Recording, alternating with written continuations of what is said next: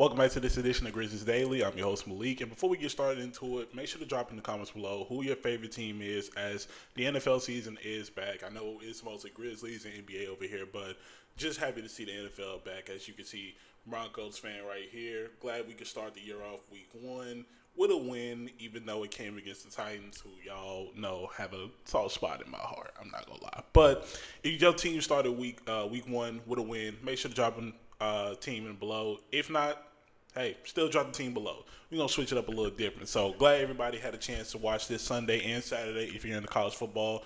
So let's get straight into it. We actually got some news over the weekend regarding the Grizzlies that just kind of reassures us for training camp. I have it pulled up right here. This was Friday afternoon. The Grizzlies announced the team signed center Lawson Lovering and forward Tyler Burton. Per team policy, terms of the deal were not disclosed. Now, we don't know exactly what deals these are, but one can assume that this is probably training camp deals because training camp is coming up. I see a lot of people, they didn't really understand the signing, but y'all didn't understand training camp deals happen all the time. So this isn't, don't really expect like a big signing because, I mean, at the end of the day, these things are going to happen. So just let it be, it is what it is. It's going to be interesting to see what other training camp deals come about it, but I do like these two signings in particular.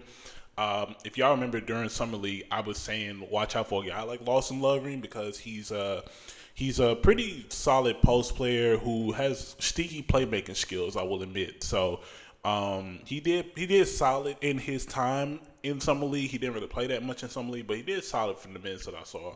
And Tyler Burton, he was one of the better scorers, if not the best scorer on the team during Summer League, especially off the bench at one point. But then he got into that starting role, and with those starting minutes in Summer League, he balled out. So shout out to Tyler Burton.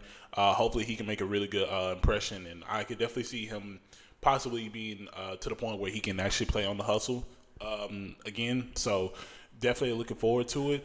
And I'd say, yeah, I like the training camp deals. Once again, these are training camp deals, so there's no telling if these players are even going to stay within the organization. But one can only hope. But that's just something that happened over the weekend that I thought was pretty interesting because we talked about those two players in particular, and I think they can make a really good impact with the chance, especially in training camp, to impress the coaching staff and others, and really get their names out there. Now, do I think they get a main roster spot? Probably not. But you can definitely work your way to it. And I definitely do think a guy like Tyler Burton has that capability of, being a starter or at least a very vital piece to somebody's team. He has that potential. So, not mad at it. Definitely looking forward to hearing things about training camp with the two. So, thought I'd just tell you all that because that's something that did happen. Now, something that that I want to talk about. We talked about hot takes last weekend, and one in particular was saying that Edey will average 15 rebounds. And at the time, I did agree with it, and I still do. The reason being is because Coach Izolo comes from an environment where bigs are, very vital in systems. So it's almost like without the center, it's kind of tough to realize what's really going on, what needs to happen, things of that nature. And Izolo understands where the center needs to be and how the center can be used. It may not it doesn't mean Zach Edey is gonna. That doesn't mean the offense is gonna run through Zach Edey, but we definitely saw the change when Izolo easily came into the system, took over the team, and Edey's averaging 20 and 20. So it's something that I definitely think Zach Edey can take advantage from. And I think he's honestly due for a breakout year. I mean, I think Edey, he's hungry. And I think he realizes that, hopefully he realizes that, he's the main five. Like, he is the main five. He's the franchise five at this point. So you gotta chip on your shoulder. You have to really prove yourself because the Grizzlies have come from a long line of centers that held their own, whether it was JV when it came to shooting on the pick and roll, whether it was Steven Adams with offensive rebounding and rebounding in general and, hard screens. Edey has to come into his own lane when it comes to rebounding, defense, offense. Like, he has to let the team know that I'm the franchise guy. Now, I don't expect it to be like a Marc Gasol situation. If it was that, then hey, that jump starts the Grizzlies on another level. But I do think Zach Edey can prove himself this year to essentially say the core isn't just Jaren and Ja. It's also me as well. And he has the potential to prove that. He just has to show that he's worked for it and he can absolutely put himself in a pedestal where, you know, he is one of the top premier centers in the league because he has that potential. It's not too many. It's not too many centers that are just true standouts. I mean, obviously you got your Jokic's, you got your Şengün's, you got so many more. But if we're being honest, when it comes to like skill all-star level play, it's not that many. It's really not. I mean, just off the top of my head, it's really not that you could just say like, oh, they're true game changers. Is that if that makes sense? I hope that made sense. I don't want anybody thinking I don't know that there's a lot of all NBA, all star type centers. But if we're being honest, Edey has some competition, but he can definitely. I feel like he can definitely outplay them. That's just me. I think at this point he can definitely outplay them. Now, something that else that I wanted to get into, and I kind of caught it. Found this article. It's from in Motorcycle Sports. They usually cover the Grizzlies on a pretty solid level. They put this article out basically talking about Jeff Teague and how Jeff Teague basically said Ja Morant's leadership will take the Grizzlies further than anything, and that's actually very true. It is something that we've discussed before on here. The reason I agree with it is because Ja Morant's leadership, it definitely goes. It definitely hurts the team when he's not around. That's all I'm saying. It definitely hurts the team when he's not around. We've seen it before. We've seen a different team when Ja Morant is not on the court, and that's just outside of play. We're talking about energy. We're talking about communication. All of these things that a leader should, a leader usually does. And if Ja Morant is not able to play, that's one of the things that will hurt the team. It's just that simple. So Ja Morant's leadership will be key to success for the Grizzlies. And another thing that I came across when it came to the Grizzlies, and we've talked about Ja Morant's perimeter shooting. Now, I went on a limb of saying if he could somehow find a way to be a better shooter from longer range, obviously he's a pretty good mid-range shooter, but if he can find a consistent three-point shot, that's going to help them out. And the reason I say that is because I did see a comment when I was talking about this, and they said, Ja Morant doesn't need to be a shooter. I didn't say he needed to be a shooter. It would be great if he was a shooter. Now, I'll be honest. At the time, I probably did say he needed to be a shooter. But what I really meant was he's better off, he has a better chance of doing what he wants inside the paint if he just expands his perimeter game more. And the stats don't lie. I mean, it's a stat right here from Ja Muse on Twitter. The Grizzlies are 37-19 when Ja Morant makes 3+ threes in a game since the 1920 season.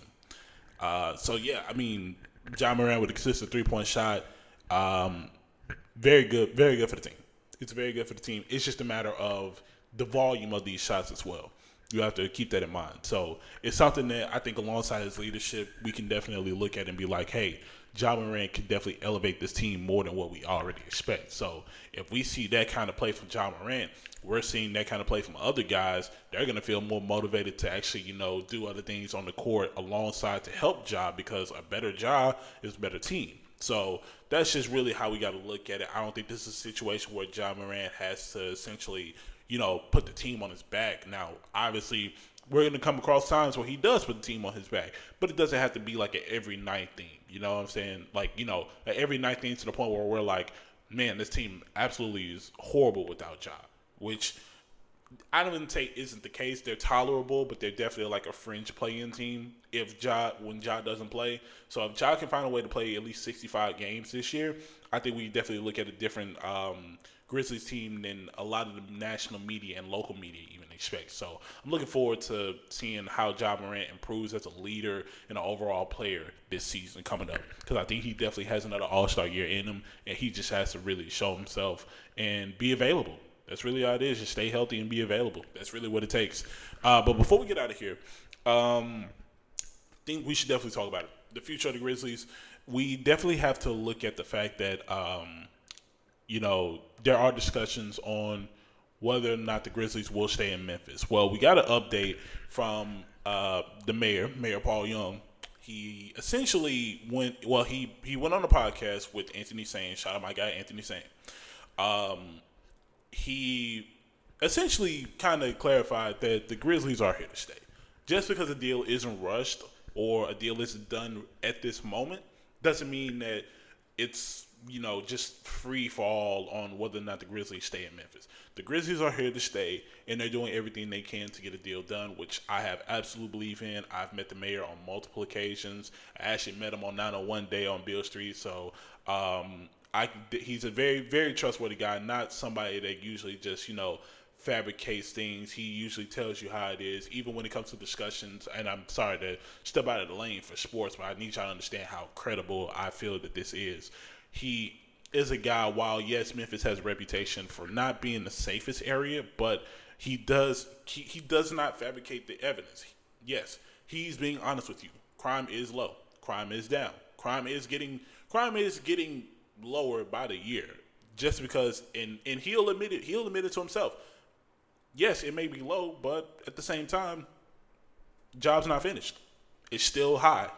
It's just lower in previous years, and he'll be the first one to tell you that. So, I think absolutely I agree with the mayor. I think what he says should be honestly 100% be trusted, and I think absolutely that he knows more than anybody that the Grizzlies are here to stay, and the deal will be done in some time, and we'll get that lease and deal in, and the Grizzlies will be in Memphis, and hopefully, cough, cough, they get moved to the Eastern Conference, because we've gone on the record, if the Grizzlies get moved to the Eastern Conference, this whole discussion of where the Grizzlies are and all this and that, we're looking at a whole different game. I'm just being honest. We're looking at a whole different game. But, hey, we were aligned in the West, so we got to go through the West instead of the East. Hopefully, somehow, some way, things change, but I think that won't happen it doesn't happen until the league expands to, like, Vegas or something. But who knows?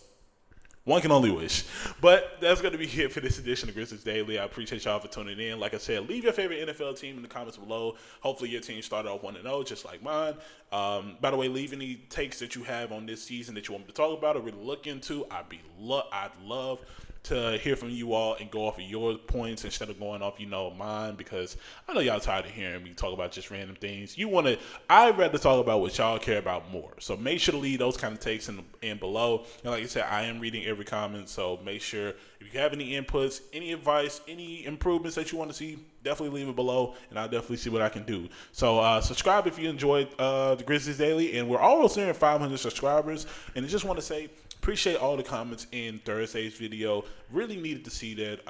I'm glad y'all could tell that your boy wasn't really feeling the greatest, but I still pushed that video out for y'all, and y'all welcomed me in with a lot of support. So I appreciate y'all for that. I appreciate y'all for watching it as well and really tapping into these videos. I can't explain how enough it makes me excited to make them. So I really appreciate that. And turn on those post notifications so that way you get notified when we upload every morning. And that's for this edition of Grizzlies Daily. I'll see y'all on tomorrow.